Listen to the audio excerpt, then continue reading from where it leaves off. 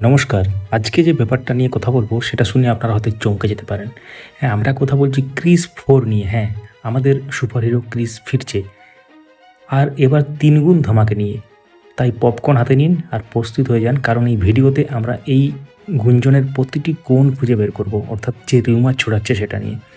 তো প্রথমেই বড় খবরটা শুনুন, যেটা রিউমার খুবই চারদিকে ছড়াচ্ছে, যেটা হচ্ছে ঋত্বিক রোশন এবার 'ক্রিস 4' এর ৩টি চরিত্রে অভিনয় করতে চলেছেন। হ্যাঁ, ঠিক শুনছেন, ৩টি চরিত্র।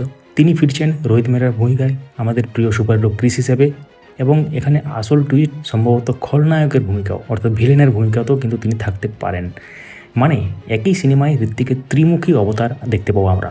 এটা পাগলামি, না এটা নিয়ে কোনো গুরুত্বপূর্ণ ব্যাপার লুকিয়ে আছে কিছু? তো এবার আসি একটু পিছনের দিকে। ক্রিস ফ্র্যাঞ্চাইজি আমাদের জীবনে এসেছিল ২০০৬ সালে। তখন কোই মিল গয়ার পর আমরা প্রথমবার ক্রিসের সঙ্গে পরিচিত হই। তারপর ক্রিস আর ক্রিস 3 ঋত্বিক রোশন আমাদের মন জয় করে নিয়েছিলেন তার অসাধারণ অভিনয়, স্টাইল আর সুপারহিরো সোয়াগ নিয়ে। কিন্তু এবার এবার গল্পটা আরও বড়, আরও ইন্টেন্স, আর অনেক বেশি মাইন্ড ব্লোয়িং হতে চলেছে। এখন শুনুন মজার ব্যাপারটা, যেটা রিউমার আসছে যে ক্রিস 4 হবে একটি টাইম ট্রাভেল নির্ভর ফিকশন মুভি। হ্যাঁ, টাইম ট্রাভেল। আপনারা এটা হলিউড মুভিতে দেখেছেন। শুধু তাই নয়, এই মুভিটি নাকি অ্যাভেঞ্জার্স, ইনফিনিটি ওয়ার এবং এন্ড গেমের মতো হলিউডের মেগা ব্লকবাস্টার থেকে অনুপ্রাণিত। মানে কল্পনা করুন, ক্রিস সুপারহিরোর যে পাওয়ার আছে, ঋত্বিকের চোখ ধাঁধানো অ্যাকশন আর টাইম লাইনের মধ্যে লুকোচুরি, এটা কি বক্স অফিসে আগুন ধরিয়ে দেবে না? আপনারা কি মনে করেন? এবার আসি ৩টি চরিত্রের ব্যাপারে, একটু গভীরে যাই। প্রথমেই রোহিত মেহরা। আমরা জানি তিনি একজন ব্রিলিয়েন্ট সায়েন্টিস্ট, যার মাথায় সবসময় কোনো না কোনো পাগলামি চলছে। হয়তো এবার তিনি টাইম ট্রাভেলের কোনো ফর্মুলা আবিষ্কার করবেন, যেটা গল্পের মূল চাবিকাঠি হতে পারে। তারপর আছে আমাদের ক্রিস, মুখোশধারী সুপারহিরো। তিনি শহর বাঁচান, মানুষের হৃদয় জয় করেন, আর অসাধারণ অ্যাকশন সিকোয়েন্সে আমাদের চোখ ধাঁধিয়ে দেন। কিন্তু তৃতীয় চরিত্র খলনায়ক। হ্যাঁ, আমাদের যেটা মনে হচ্ছে, ঋত্বিক যদি খলনায়ক হন তাহলে তিনি হবেন একজন ভিলেন। তিনি শুধু শক্তিশালী নন, বরং চালাক, স্টাইলিশ, আর হয়তো ক্রিসেরই কোনো ডার্ক ভার্সন, যেটা আমরা বিভিন্ন হলিউড মুভিতে দেখেছি। এখন কল্পনা করুন, একদিকে রোহিতের বুদ্ধি, অন্যদিকে ক্রিসের সাহস, আর তার বিপরীতে একজন খলনায়ক ঋত্বিক, যিনি হয়তো টাইম লাইন নিয়ে খেলছেন। এই 3টে চরিত্রে ঋত্বিক কীভাবে জাদু দেখাবেন সেটা ভাবতেই আমাদের গায়ে কিন্তু কাটা দিচ্ছে। আর ঋত্বিকের ফ্যান হিসাবে আমরা সবাই জানি, তিনি যখন স্ক্রিনে আসেন তখন শুধু অভিনয়ে পুরো ম্যাজিক হয়ে যায়, তাই না? এবার একটা প্রশ্ন, এই মুভির গল্প কী হতে পারে? আমাদের যেটা মনে হচ্ছে, হয়তো ক্রিসকে এমন একটা শত্রুর সাথে লড়তে হবে যে টাইম লাইন বদলে দিতে চায়, অথবা হয়তো রোহিতের কোনো আবিষ্কার ভুল হয়ে যাচ্ছে এবং ক্রিসকে সেটা ঠিক করতে হবে। আর খলনায়ক ঋত্বিক, তিনি হয়তো ক্রিসেরই কোনো অতীত বা ভবিষ্যতের ছায়া। এটা কি খুব পাগলামি শোনাচ্ছে না? কমেন্টে বলুন আপনারা কি মনে করেন এই গল্পটা নিয়ে। তো বন্ধুরা, ক্রিস 4 শুধু একটা মুভি নয়, এটা হবে একটা অভিজ্ঞতা। রাকেশ রোশন আর ঋত্বিক রোশনের এই ফ্র্যাঞ্চাইজি আমাদের বারবার চমকে দিয়েছে। তো একটা ব্যাপার না শেয়ার করলেই নয়, ২০০৩ সালে যখন কোই মিল গয়া মুভি এসেছিলো, তখন সেটা সায়েন্স ফিকশন মুভি ছিল এবং তার সাথে প্রচণ্ড এন্টারটেনিং এবং ফ্যামিলি একটা মুভি ছিল। তো সেই মুভিতে প্রথমবার আমরা অনেক গুরুত্বপূর্ণ ব্যাপার দেখেছিলাম। তখনকার দিনে সেই ব্যাপারগুলো অনেকে ভাবতে পারেন। এখনও যদি আপনারা কোই মিল গয়া মুভি দেখেন, তাও আপনাদেরকে একদম ছোটোবেলায় নিয়ে চলে যেতে পারে এবং নস্টালজিক একটা ফিল হতে পারে।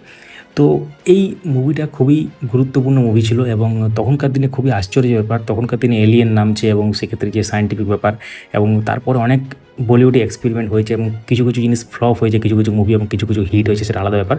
কিন্তু ২০০৩ সালের মুভি যদি আপনারা এই ২০২৫ সালে এসে দেখেন, তাও আপনার একটুও কিন্তু বোরিং মনে হবে না। মানে এত সুন্দর ফিউচারিস্টিক মুভি তখনকার দিনে ভাবতে গেলে ২০০৩ সাল আর কোথায় ২০২৫ সাল। তো অবশ্যই আমরা সবাই সেটা ছোটোবেলাতে দেখেছি এবং অনেকেই যারা দেখেননি অবশ্যই কোই মিল গয়া মুভি দেখবেন এবং তারপর ক্রিস দেখবেন, তারপর ক্রিস 3 দেখবেন। অনেকেই মনে হতে পারে ক্রিস 2 তাহলে কোথায় গেল? আপনারা কোই মিল গয়াকে ক্রিস 1 হিসেবে ধরতে পারেন, আর নর্মাল যেটা ক্রিস সেটা ক্রিস 2 এবং ক্রিস 3 হচ্ছে তারপর যেটা হয়েছে। তো এইভাবে কিন্তু আপনারা ধরতে পারেন। তো এই ছিল পুরো আলোচনা, এবং কি হবে না হবে সেটা অরিজিনাল যে যখন টিজার বা ট্রেলার লঞ্চ হবে বা অফিসিয়াল যখন সিলমোহর পড়বে তখন জানা যাবে। তাহলে জাদু কি ফিরে আসবে? আমরা কোই মিল গয়াতে দেখেছি যে এলিয়েন জাদু কিন্তু এসেছিল, তারপর রোহিতের জীবন পাল্টে দিয়েছিল, এবং তার পরবর্তী ক্ষেত্রে আমরা জাদুকে আর দেখতে পাইনি, কারণ এক্ষেত্রে প্রথম যে পার্ট অর্থাৎ কোই মিল গয়াতে আমরা দেখেছিলাম যে জাদু এসে পুরো একদম চেঞ্জ করে দিয়েছিল এবং তারপর জাদুর কাজ শেষ হয়ে যাওয়ায় সে ফিরে গিয়েছিল। যেহেতু জাদুর সেইভাবে কোনো ভূমিকা থাকেনি পরবর্তী ক্ষেত্রে। এবং পরের ক্রিস 3-তে আমরা দেখেছি জাদু শক্তি কোথা থেকে পেতো সেটা নিয়ে রোহিত এক্সপেরিমেন্ট করেছিল এবং সেখানে সে ক্র্যাক করতে পেরেছিল কীভাবে সোলার এনার্জি থেকে সে পুরো একদম কীভাবে সেই শক্তিগুলো পেতো এবং একটা মরা গাছকে বাঁচাতো, মানে বাঁচিয়েছিল আর কি অ্যাকচুয়ালি। তো সেই ব্যাপারটা আমরা দেখেছি। তো এখন প্রশ্ন হচ্ছে ক্রিস 4-এ কি জাদু আসতে পারে? যদি টাইম ট্রাভেল সংক্রান্ত ব্যাপার হয় তাহলে অবশ্যই আসতে পারে। তাছাড়া সাধারণভাবে কিন্তু জাদুর এই মুহূর্তে আর প্রয়োজন নেই বলে আমরা মনে করি। আর এবার টাইম ট্রাভেল আর ত্রিমুখী ঋত্বিকের সঙ্গে আমরা হয়তো ভারতীয় সিনেমার একটা নতুন মাইলস্টোন দেখতে চলেছি। তাই আমরা একটা জিনিস বলছি, এই মুভির জন্য এখন থেকে হাইপ তৈরি করা যেটা ব্যাপারটা চারিদিকে ছড়াচ্ছে, এটা কিন্তু স্বাভাবিক ব্যাপার। কারণ আমরা দেখেছি বিভিন্ন হলিউড মুভিতে যে ব্যাপারগুলো হয় এবং বিভিন্ন ট্রেলার বা টিজার লঞ্চ হয় এবং তার আগে বিভিন্ন ব্যাপার লিক হয়। তো আমরা যে সম্ভব ব্যাপারগুলো সেগুলো নিয়ে আলোচনা করলাম এবং যেগুলো রিমার্চ চলছে সেগুলো নিয়ে আমাদের যে অভিজ্ঞতা এবং আমাদের যে ধারণা বা চিন্তা ভাবনা সেটা নিয়ে আপনাদের সাথে পুরো ব্যাপারটা শেয়ার করলাম।